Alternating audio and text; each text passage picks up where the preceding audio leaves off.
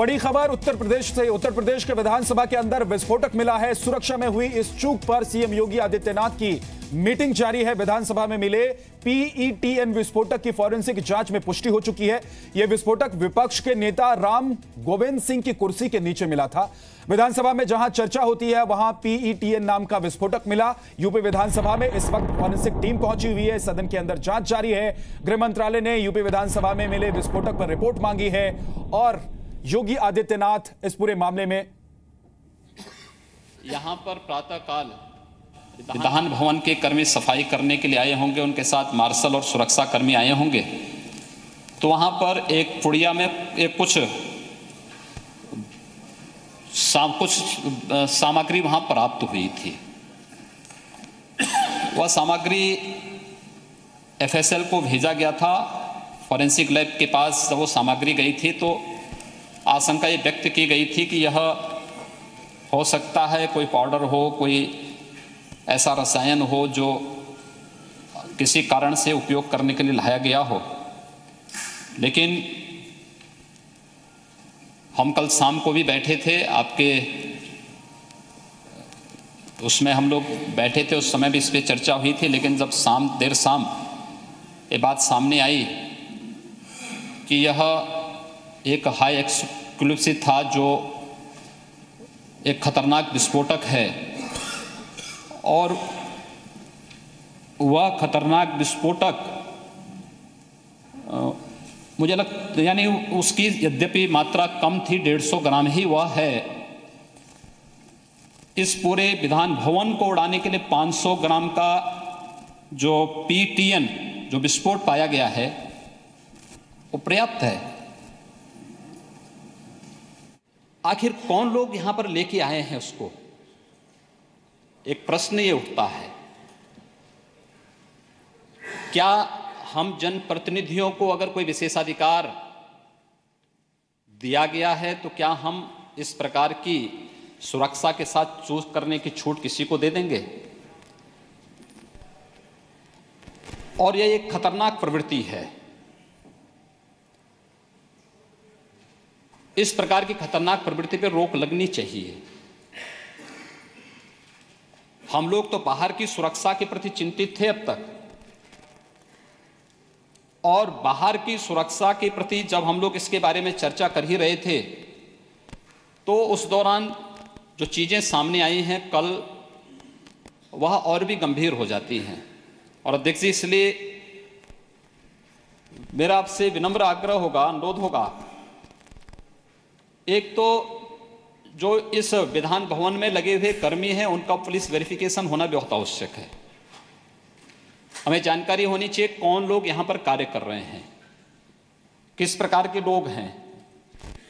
और कोई भी व्यक्ति जब अंदर आए, इस विधान भवन के अंदर आए, क्योंकि मैं इस बारे में शुरू दिन से, जब मुझे पहली बार इस सदन में आने का अवसर मिला था तब भी मैं इस बारे में चिंतित था। जब मैं यहां देखता था कि सदस्य लोग उतने बैठे हुए नहीं थे जितने यहाँ पर कैमरे लेकर के, और जगह जगह लोग फोटोग्राफी करने और ये सब चीज़ें चल रही थी, कोई भी व्यक्ति घुस आ रहा था, तभी मैंने आग्रह किया था। आपने उसके लिए एक अलग व्यवस्था बनवाई, पहले से व्यवस्थाएं बदली हुई दिखी।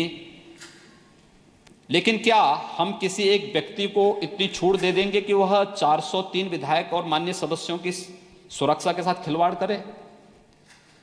क्या हम इस पूरे विधान भवन की सुरक्षा में लगे हुए या यहाँ पर कार्यरत सभी अधिकारी, सभी कर्मचारियों के साथ में, या पूरे विधान भवन में जो भी हमारे माननीय विधायकगण हैं, माननीय विधान परिषद के सदस्यगण हैं, लगभग 503 उनकी संख्या है, क्या उनकी सुरक्षा के साथ खिलवाड़ करने की छूट हम किसी एक उस व्यक्ति विशेष को दे दें कि जो इस प्रकार की शरारत करने पर उतर आया है कि वह विधान भवन के अंदर विस्फोटक लेकर के आकर के पूरी सुरक्षा को चुनौती दे? एक गंभीर प्रकरण है और इसलिए मेरा आग्रह होगा कि इसकी गंभीरता को समझते हुए इस संबंध में सुरक्षा के निर्देश जारी होने चाहिए।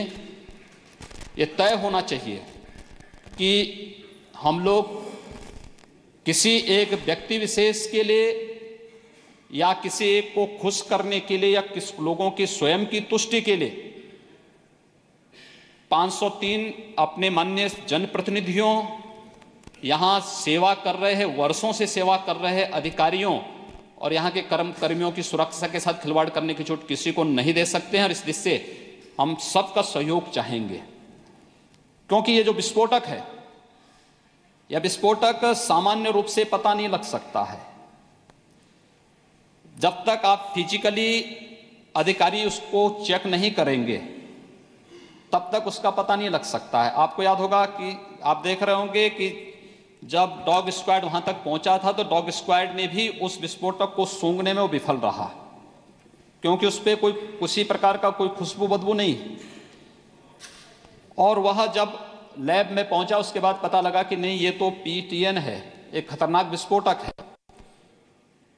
यह एक खतरनाक आतंकी साजिश को अंजाम देने की साजिश का हिस्सा है। कौन लोग इस साजिश में लगे हैं, इसका पर्दाफाश होना आवश्यक है। और इसलिए मेरा अनुरोध होगा, एक कि सभी जो भी कर्मी यहां पर कार्यरत हैं उनका पुलिस वेरिफिकेशन जरूर हो जाए। दूसरा, इस प्रकरण की पूरे उसकी जांच NIA से जरूर हो। NIA जैसी संस्था को इसकी जांच करनी चाहिए।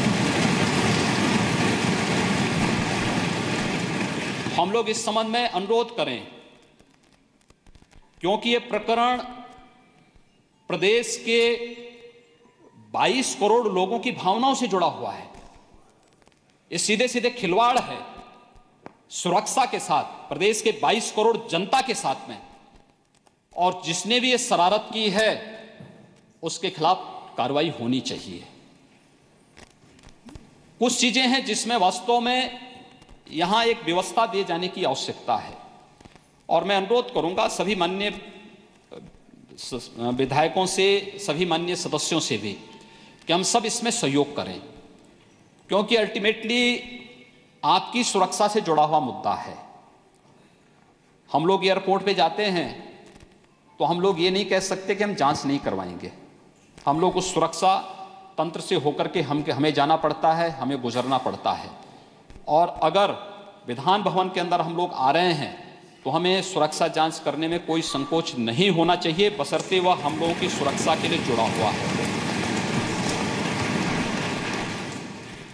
जिस विधानसभा में हम लोगों को पब्लिक से जुड़ी हुई समस्याओं पर चर्चा करनी चाहिए, विकास के मुद्दों पर चर्चा करनी चाहिए, आज वहां पर हमें स्वयं की सुरक्षा पर लग रहे सेंध के बारे में चर्चा करने के लिए मजबूर होकर के खड़ा होना पड़ रहा है। लेकिन इस सेंध लगाने वाले लोग कौन हैं, ऐसे लोग एक्सपोज किए जाने चाहिए। और इसलिए मैं आपसे अनुरोध करूंगा कि सुरक्षा के बारे में एक विस्तृत गाइडलाइन आपके द्वारा जारी हो और सभी माननीय सदस्य उसका पालन करें। और दूसरा, इस पूरे प्रकरण को हम NIA को सौंपें, NIA इसकी जांच जरूर करें। और ये तथ्य सामने आने चाहिए कि जो भी इस मामले में दोषी हो, कोई भी हो, उसके खिलाफ बहुत सख्त कार्रवाई होनी चाहिए। इस चेयर के द्वारा इस प्रकार के डायरेक्शन जारी होने चाहिए। एक अन्य अनुरोध मैं अंत में करना चाहूँगा, यद्यपि इससे नहीं जुड़ा है, लेकिन वो ये कि जब विधानसभा की कार्रवाई चलती है तो उस समय या तो माननीय विधायकगण अपने फ़ोन को लेकर के अंदर ना आए, और अगर मोबाइल फ़ोन लेकर के आते हैं तो उसको साइलेंट मोड में रख दें या बंद कर दें। क्योंकि विधान सभा में जब हम किसी चर्चा में भाग लेते हैं तब तक किसी का फ़ोन बज जाता है, पूरी गंभीरता को भंग कर देता है। आवश्यक होगा कि हम बाहर कोई एक ऐसा सिस्टम बना दें जहां पर हम उन लोगों के बैग को रखने की भी व्यवस्था करें।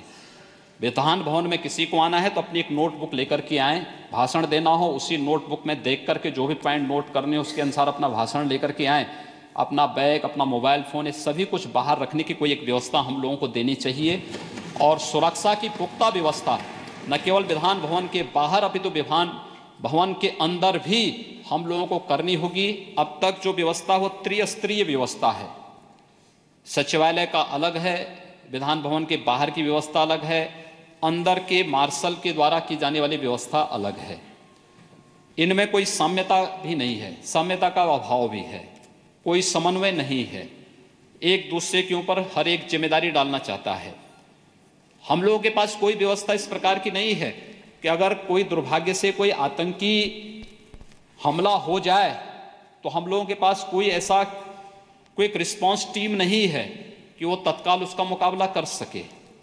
आश्चर्य होता है, देश के सबसे बड़ी विधानसभा के बावजूद हम लोग सुरक्षा के प्रति कितने लापरवाह हैं कि हम लोगों ने इसको कभी गंभीरता से ही नहीं लिया है।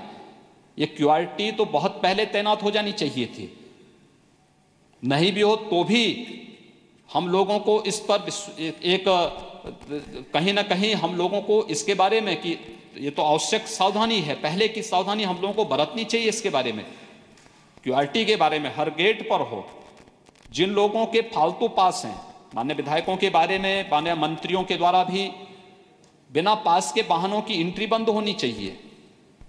अन्य सावधानियां बरती जानी चाहिए, बिना पास के एंट्री बैन होनी चाहिए।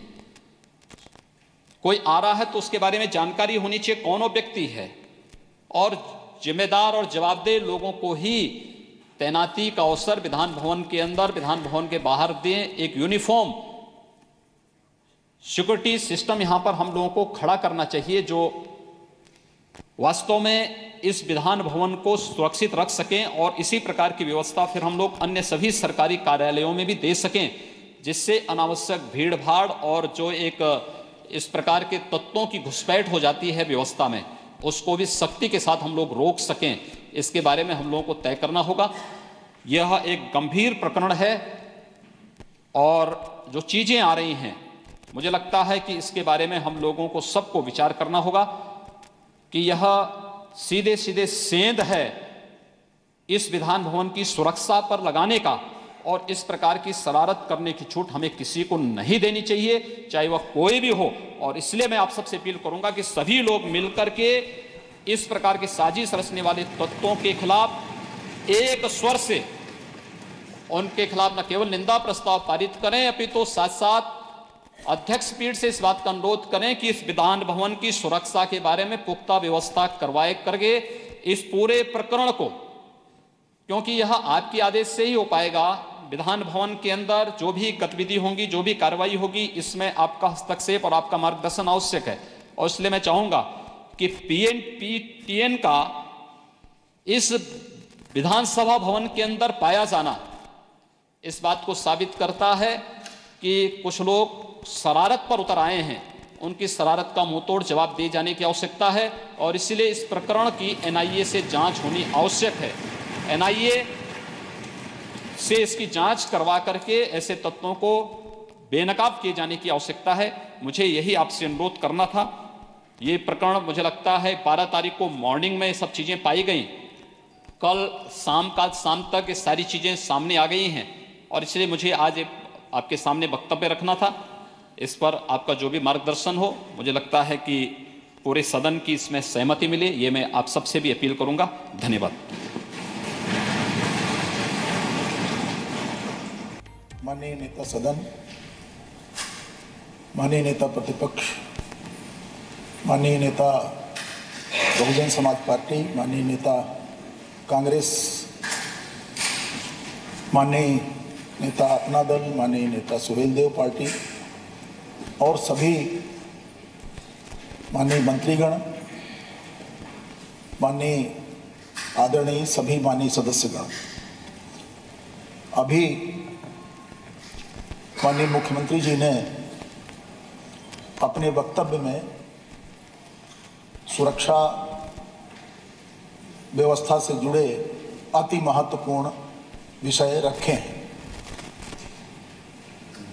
देश की और इस उत्तर प्रदेश की, इस आदरणीय सदन की गरिमा, महिमा और यशस्विता को देखते हुए कतिपय शक्तियां जो भारत की प्रतिष्ठा बर्दाश्त नहीं कर पा रही हैं, वह देश की सबसे बड़ी विधानसभा, उसके कामकाज, उसकी प्रतिष्ठा, उसको नष्ट करने के लिए इस तरह के घिनौने तरीकों का सहारा लेने को तैयार बैठी हैं। यह अवसर बहुत गंभीर चुनौती भरा है, लेकिन हम सब मिलकर इस चुनौती का सामना करने को तत्पर और तैयार बैठे हैं और ऐसी अपेक्षा भी है कि हम सब तैयार रहें। माननीय मुख्यमंत्री जी की तरफ से और जैसा वातावरण है सबका इस घटना के प्रति सबकी तरफ से कुछ महत्वपूर्ण बातें कही गई हैं। मैं 7-8 बिंदुओं की ओर आपका ध्यान आकर्षित करते हुए कुछ सूचनाएं देना चाहता हूं। माननीय विधान भवन के समस्त गेटों पर पीएसी द्वारा क्यूआरटी की ड्यूटी लगाई जाएगी। विधान भवन के 6 संवेदनशील स्थानों पर होल बॉडी स्कैनर लगाया जाना है। बैगेज का स्कैनर भी लगाया जाना है। विधान भवन के गेटों पर बोलार्ड लगाया जाना है। पार्किंग को रेगुलेट करना, माननीय विधायकों की गाड़ियों को लोकनायक भवन और विधान भवन में निर्मित पार्किंग में पार्क कराया जाना है। माननीय विधायकों और उनके एक प्रतिनिधि के अतिरिक्त विधानसभा से निर्गत समस्त प्रवेश पत्रों को निरस्त किया जाने का प्रस्ताव है। माननीय विधायकों के एक वाहन के अतिरिक्त सभी अन्य वाहन उनके पास निरस्त किए जाने हैं। माननीय विधायकों के वाहन को चलाने वाले ड्राइवर, उनका पास बनाया जाना जरूरी है और माननीय विधायकों का प्रमाणित किया जाना जरूरी है कि वह उसको ठीक से जानते हैं। माननीय विधायकों के साथ उनके वाहन में आने वाले उन्हीं व्यक्तियों का प्रवेश अनुमन्य होगा जिनके पास पहले से पास है। कभी कभी माननीय विधायकगण आग्रह करते हैं कि पास नहीं है, मेरे साथ आए हैं। तो यद्यपि ऐसा पहले होता रहा है, लेकिन जैसी चुनौती हमारे सामने आई है, जिस तरह चुनौती दी गई है, उस चुनौती का सामना करने के लिए ज़रूरी है कि हम सब स्वयं को भी तत्पर और तैयार रखें। माननीय पूर्व विधायकों और जो इसी प्रकार के अन्य पास हैं वाहनों के, उनको निरस्त किया जाना है। और अभी जैसा माननीय मुख्यमंत्री जी ने कहा कि समन्वय जो यहाँ की आंतरिक व्यवस्था है और जो पुलिस व्यवस्था है उसके साथ समन्वय स्थापित किया जाना। एटीएस टीम को औपचारिक रूप से विधान भवन में अनुमति दिया जाना है। कतिपय और भी बैठकों के माध्यम से कल हम लोग बैठे थे माननीय मुख्यमंत्री जी के साथ। आज हम लोग सभी वरिष्ठ नेताओं के साथ माननीय मुख्यमंत्री जी के साथ अभी बैठे हैं। उसमें भी अनेक महत्वपूर्ण सुझाव आए हैं। समन्वय बहुत ज़रूरी है और पहले जो परिपाटी रही है कि सदन के परिसर में पुलिस का प्रवेश, ऐसा हम लोग प्रायः नहीं मानते थे, स्वीकार नहीं करते थे। लेकिन ज्यों-ज्यों चुनौतियां बढ़ती हैं त्यों-त्यों व्यवस्था में, परंपरा में, परिपाटी में कुछ परिवर्तन अपरिहार्य और अनिवार्य हो जाते हैं। जो कर्मचारी विधान भवन में और जो विधान भवन के नीचे सचिवालय है वहाँ कार्यरत हैं, तो कुछ कर्मचारी तो नियमित हैं, कुछ ऐसे हैं जो नियमित नहीं हैं। तो सभी कर्मचारियों का जो किसी भी रूप में यहाँ काम करते हैं उनका पुलिस वेरिफिकेशन भी किया जाना है।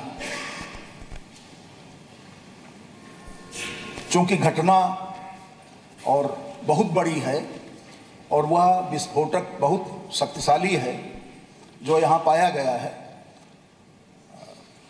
फॉरेंसिक जांच के अधिकारियों के साथ हम कल बैठे थे तो उन्होंने तमाम उस विस्फोटक की क्षमता और शक्ति कि पूरे विधान भवन को उड़ाया जा सकता है, ऐसा उन्होंने अपनी रिपोर्ट में भी कहा और हमारे साथ जो कल सायंकाल विचार विमर्श हुआ, उस विचार विमर्श में भी ये बात आई। इसलिए ये बड़ा सुस्पष्ट दिखाई पड़ता है कि इस विस्फोटक को यहाँ लाने रखने, इसके पीछे बहुत बड़ी साजिश है, देश को अपमानित करने की, उत्तर प्रदेश को अपमानित करने की। इसलिए जैसा माननीय मुख्यमंत्री जी ने प्रस्ताव किया है कि इसकी जांच एनआई से होनी चाहिए, मैं आग्रह करूंगा आप सबकी सहमति और अनुमति से कि इसकी जांच एनआई से कराई जानी चाहिए।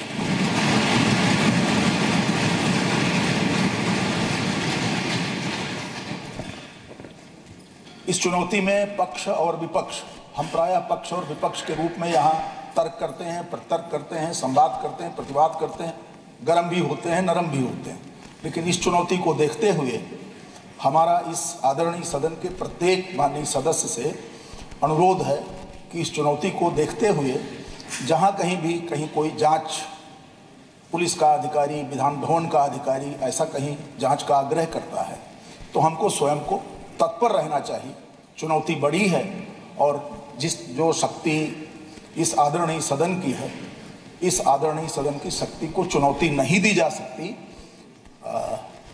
उन्होंने देने का प्रयास किया तो इसका सामना हम सबको एक साथ करना चाहिए। मैं पूरे सदन का आह्वान करता हूं कि इस चुनौती में एकजुट होकर, कोई पक्ष नहीं, कोई प्रतिपक्ष नहीं, कोई सत्ता पक्ष नहीं, हम सब एक परिवार हैं और इस परिवार की प्रतिष्ठा को उंगली उठाने की अनुमति और इस परिवार की प्रतिष्ठा की तरफ जो भी आंख उठेगी उससे निपटने की शक्ति इस आदरणीय सदन के पास है, सत्ता पक्ष के पास है, सबके पास है। मैंने कुछ घोषणाएं की हैं, आगे हम फिर बैठेंगे और इस पूरी व्यवस्था को और दुरुस्त करने का प्रयास करेंगे आप सबकी सहमति से, और जांच के लिए नियमानुसार एनआई से आग्रह भी करेंगे। जी, आपने जो सुरक्षा संबंधी कारणों से जो निर्देश दिए हैं, हम आपको विश्वास दिलाते हैं कि हम सभी माननीय सदस्यों के साथ जो भी आपने निर्देश दिए हैं उसमें सुरक्षा संबंधी कारणों को लेकर उसमें हम पूरा सहयोग करेंगे। माननीय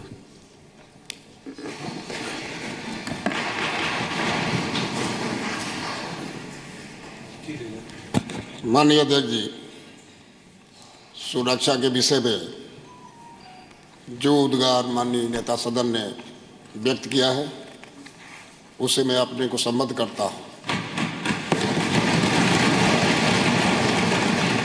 तथा आपने भी जो निर्देश दिया है उसको भी मैं सहर्ष विपक्ष उसको स्वीकार करता है। सुरक्षा से चूक, सुरक्षा से खिलवाड़ करना किसी को छूट नहीं दी जा सकती। अब आगे भाषण की कोई जरूरत नहीं है, इसमें पूरा विपक्ष और सत्ता पक्ष दोनों मिल करके इस विधानसभा की, इस प्रदेश की जनता की रक्षा का दायित्व लेकर के आता है विधायक। उनके सुरक्षा का दायित्व हम लेके आते हैं और हमारे ही सुरक्षा पर बिल्कुल खतरा आ जाए, इससे बड़ी चीज कोई हो ही नहीं सकती। इसलिए जितने भी सुरक्षा के उपाय होने चाहिए वो होनी चाहिए।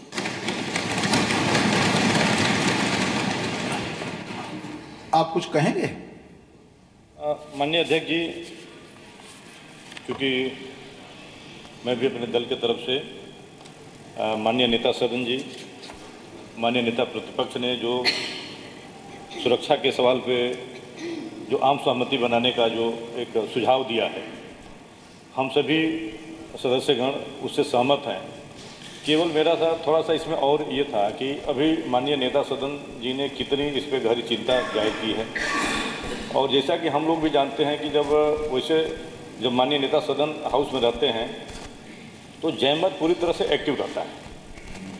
अभी माननीय नेता सदन जी ने भी इस बात को महसूस किया और अभी भी उस पर भी थोड़ी सी गंभीरता होनी चाहिए। देखिए अभी भी मोबाइल के हमारे टोन बज रहे हैं और ये माना जाता है कि अगर जैमर पूरी तरह से एक्टिव है तो किसी भी मोबाइल के किसी भी नेटवर्क में टावर ठीक है। मैंने पहले भी कहा था, मैंने पहले भी आग्रह किया था एक बार कार्यवाही के दौरान मोबाइल, तो हमने आग्रह किया था बाहर रखा। नहीं माननीय अध्यक्ष जी, मेरा उसका दूसरा पहलू है।